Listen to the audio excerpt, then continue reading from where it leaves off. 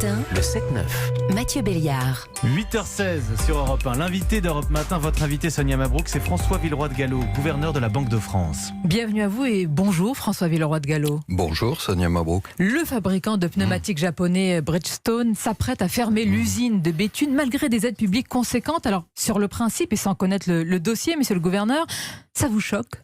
Ce sont des situations qui sont toujours extrêmement douloureuses. Parce que d'un côté, il y a des attentes humaines très légitimes des salariés, et je pense à ceux et celles qui peut-être nous écoutent. Et puis de l'autre côté, il y a une réalité économique qui peut être très difficile, notamment dans la crise. Alors vous le disiez, moi je connais pas assez le dossier Bridgestone. Je vois qu'il y a eu une expression très claire des pouvoirs publics. Ensemble du président de la région, Xavier Bertrand, et du gouvernement. Mais je crois que c'est un signal fort, c'est un signal très rare. Donc maintenant, il faut qu'il y ait une vraie discussion. Si je peux formuler un souhait, c'est que je crois que la négociation sociale est absolument clé. Il est de bon ton de dire du mal du dialogue social, du modèle social européen, de dire que tout ça appartient au passé. Pas du tout. Je crois que c'est un grand atout économique dans la crise. On va peut-être en parler sur la réponse de la France et de l'Europe. Et là, il faut que le dialogue social fasse la clarté sur la situation économique. Encore une fois, je ne la connais pas assez. Et puis de l'accompagnement des salariés, évidemment, des dispositions humaines qui seront prises pour chaque famille. On ne peut pas sauver tous les emplois dans la crise. Encore une fois, je ne me prononce pas sur Bridgestone. Il y a des emplois qui réapparaîtront sauver tous ailleurs. les emplois, on ne l'entend pas beaucoup de la part des responsables politiques. C'est une vérité, malheureusement. Il y a des emplois qui vont être détruits. Il y en a toujours dans l'économie, mais plus malheureusement à cause de la crise. Il y a des emplois en face de ça qui sont créés, dont on ne parle pas. Dans nos prévisions de la Banque de France, dont on va dire un mot, il y a malheureusement des emplois détruits en grand nombre cette année à cause de la récession, et qui seront à peu près compensés par des recréations d'emplois l'année prochaine et l'année suivante. Combien, monsieur le gouverneur de la Banque de France ? Nous estimons, alors la France avait créé entre 2016 et 2019, dans les 4 dernières années, 1 million d'emplois nets supplémentaires. Ça, c'était une très belle performance collective. C'est quelque chose que nous, Français, nous avons réussi. On est peut-être trop modeste au passage, Sonia Mabrouk. Nous ne disons pas ce que nous avons réussi. Là, c'était une performance remarquable. Cette année, on devrait perdre un peu plus de 800 000 emplois à cause de la récession sévère. Et les 2 prochaines années, nous espérons que l'économie française va recréer 700 à 750 000 emplois. Donc, vous voyez à peu près la compensation, avec le rebond. Bien sûr, les prévisions. Les nouvelles prévisions du gouvernement livrées dans le journal Les Échos par le ministre de l'économie ce matin, Bruno Le Maire, table désormais sur une baisse d'activité à moins 10% en 2020 et non plus moins 11%. Ça reste une prévision moins optimiste que celle de la Banque de France.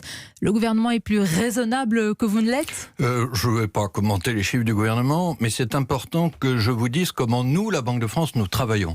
Nous faisons nos prévisions en toute indépendance, notamment du gouvernement, et nous les faisons à partir du terrain. C'est-à-dire que nous interrogeons chaque mois 7 à 8 000 entreprises de toute taille, y compris des PME, de tout secteur, et à partir de là, nous disons ce que nous voyons.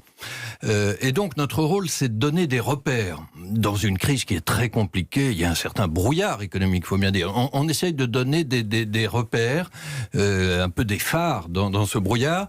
Notre rôle, c'est pas d'être optimiste ou pessimiste, je lis quelquefois ces adjectifs. C'est pas de faire des paris tactiques, c'est d'aider les Français, les décideurs économiques, les acteurs publics, en disant voilà ce que nous voyons. Il se trouve que jusqu'à présent, les prévisions des hommes et des femmes de la Banque de France ont été plutôt bonnes, mais nous verrons. Mais comment, justement, vous dites il faut un phare. Comment comprendre vos prévisions, votre relatif optimisme à la Banque de France, alors que la situation reste très dégradée et que nous sommes installés, il faut bien le dire, dans la récession. On n'a pas encore prononcé ce mot. On n'est pas du côté de l'optimisme, mais il y a récession cette année, vous avez raison. Je crois que pour bien décrire les choses, pour ceux et celles qui nous écoutent, il y a eu un plongeon très sévère de l'économie française au moment du confinement. On a descendu en moyenne, je vais citer des chiffres en moyenne, ça dépend évidemment des secteurs, on a descendu à moins 32%. Et puis il y a eu après ça, à partir de mai, un rebond qui, c'est vrai, a été un peu plus fort que prévu. Nous sommes remontés de moins 32% à moins 5%. C'est ça que nous mesurons à fin août. Pour prendre une image très simple, c'est comme si on avait descendu 32 marches et on en a déjà remonté 27 ensemble. Il en reste 5, et ça prend plus de temps, et c'est le plus difficile. Comment c'est les le plus monter difficile parce qu'il y a beaucoup d'incertitudes devant nous, il y a des différences entre secteurs, avec des secteurs qui souffrent davantage, et nous estimons que ces 5 dernières marches, on peut les remonter toujours sur la moyenne de l'économie d'ici le début 2022. Elles sont très hautes, ces dernières marches. Comment les remonter? Est-ce que c'est avec la confiance par rapport à la consommation? Qu'est-ce qu'il faudrait, selon vous, pour rétablir et ramener cette confiance? Alors, vous avez tout à fait raison. Aujourd'hui, le premier ennemi de la croissance et de l'emploi, c'est l'incertitude. Et le premier allié, c'est l'inverse de l'incertitude, c'est-à-dire la confiance. La confiance des Français et puis la confiance des entreprises. Et un surcroît de confiance serait le meilleur accélérateur de la relance. Alors, du côté des Français, de nous tous, des ménages, évidemment, la confiance dépend beaucoup de l'évolution de la situation sanitaire. Et là, je crois qu'il faut continuer à prendre des mesures pour tout à fait se protéger. Mais sur le plan économique, qu'est-ce qui contribue à la confiance des ménages?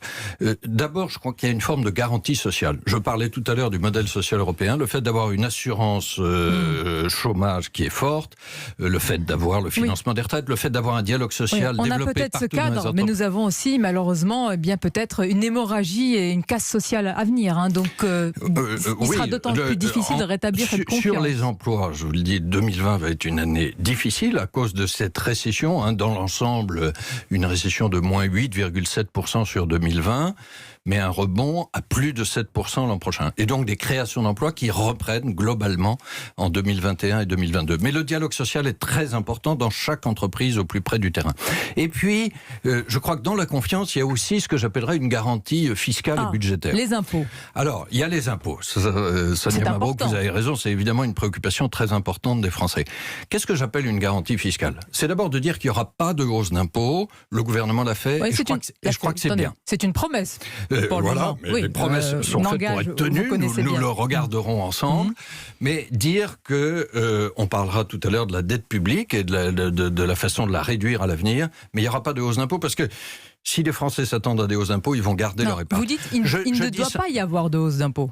Oui, je crois que c'est souhaitable, l'engagement qui a été pris est le bon. Je crois que c'est souhaitable aussi de dire qu'il n'y aura pas de baisse d'impôts, parce que nous n'avons pas les moyens de les financer. François Villeroy de Galhau, il ne faut pas qu'il y ait des baisses d'impôts? Mais parce que, Sonia Mabrouk, nous sommes aujourd'hui avec des déficits extrêmement élevés. Nous avons une dette publique, on va en parler, qui dépasse maintenant les 100% de notre richesse et qui augmente très vite. Il fallait augmenter la dette cette année. C'est une dette justifiée pour faire face à un coup dur. Mais nous ne pouvons pas nous permettre, en plus, d'avoir des baisses d'impôts que nous ne financerions pas.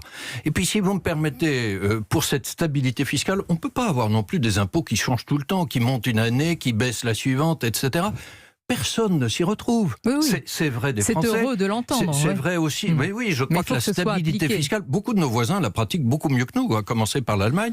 La stabilité fiscale, on parlait tout à l'heure des repères, de la prévisibilité à donner aux acteurs économiques, ça commence comme ça. Et puis la stabilité budgétaire, c'est qu'est-ce qu'on va faire avec cette grosse dette publique? Alors les entreprises, parce qu'il faut de la visibilité pour les entreprises. Les banques ont octroyé, François Villeroy de Galhau, les fameux prêts garantis par l'État.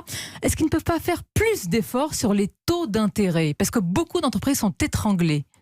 Alors, sur ce qui a été fait pour les entreprises, là je crois qu'il faut saluer un autre succès français, c'est un succès collectif, c'est le succès de ce qu'on a appelé les PGE, les prêts garantis par l'État.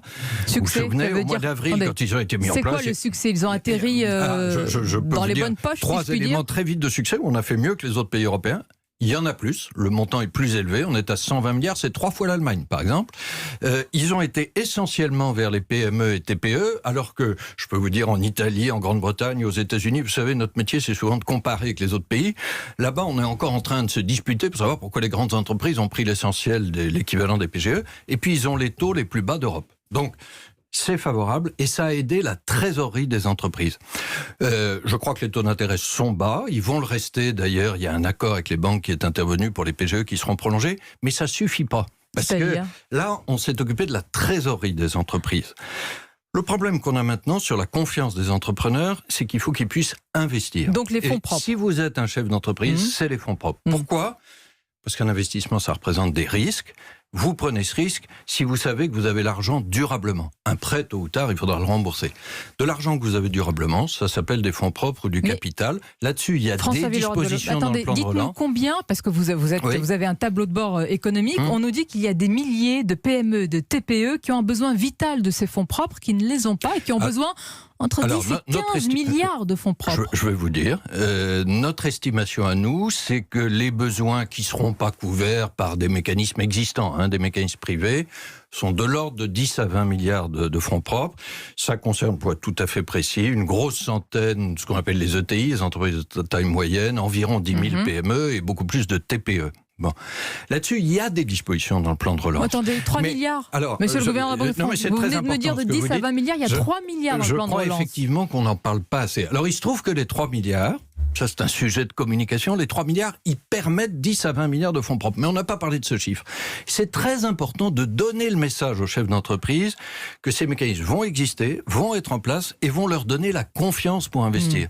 On a parlé de l'emploi, Sonia Mabrouk, il faut être très attentif à l'emploi. Mais moi j'ai une autre crainte dans cette phase, c'est que l'investissement, ça soit la victime un peu invisible, discrète de la reprise, parce que les chefs d'entreprise n'auront pas confiance. Et si on n'investit pas aujourd'hui, ça fait moins de croissance et d'emploi demain. On entend votre crainte. Je vais insister encore une fois sur les PGE, les prêts garantis par l'État. Est-ce qu'il est envisageable qu'ils ne soient jamais remboursés? On entend aujourd'hui cette petite musique, oui, que le gouvernement efface ou passe sur l'ardoise des PGE, des prêts garantis par...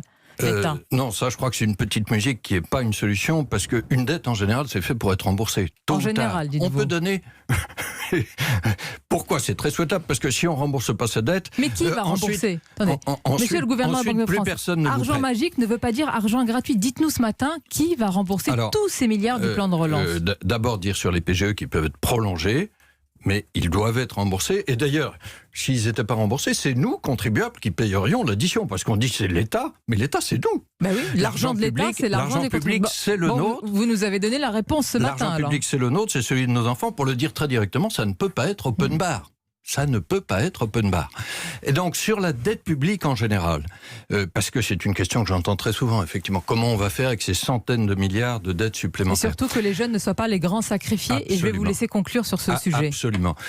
Vous savez, la dette publique, c'est comme dans nos vies à nous. Il y a une dette qui est justifiée quand on doit faire face à un coup dur. Je sais pas, on a tout à coup des réparations à faire dans sa maison. C'est ça qui nous est arrivé. Le Covid, c'est un gros coup dur.